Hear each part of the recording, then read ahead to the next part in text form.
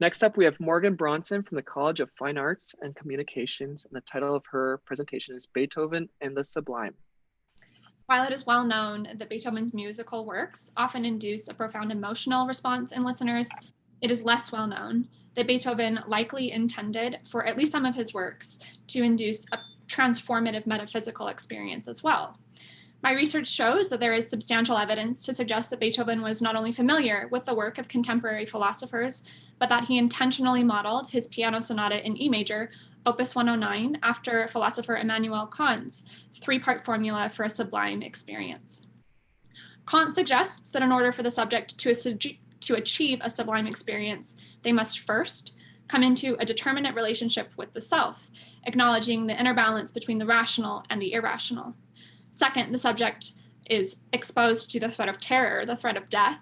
They're forced to reconcile with this new indeterminacy.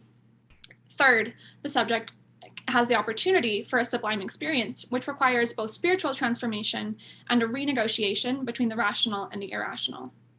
Beethoven's sonata in E major conveniently parallels Kant's three-part formula in three movements, or three parts.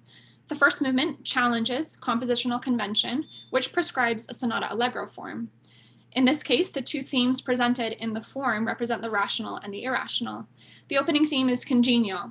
It's well behaved, but it's interrupted seemingly mid-sentence by a wild improvisatory fantasia representing the irrational.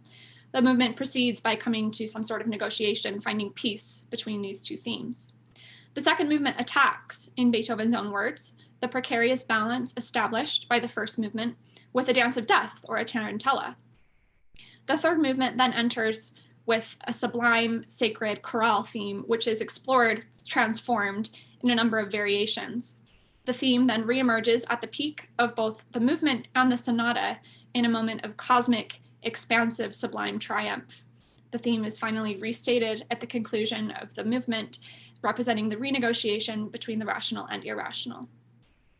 As arguably Western history's most important musical mind, Beethoven and his works offer a well of aesthetic and philosophical value still highly relevant today.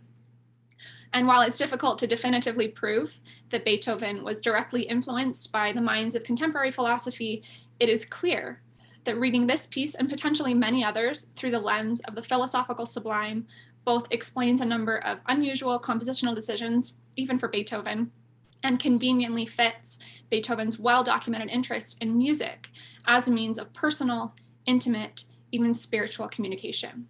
Thank you.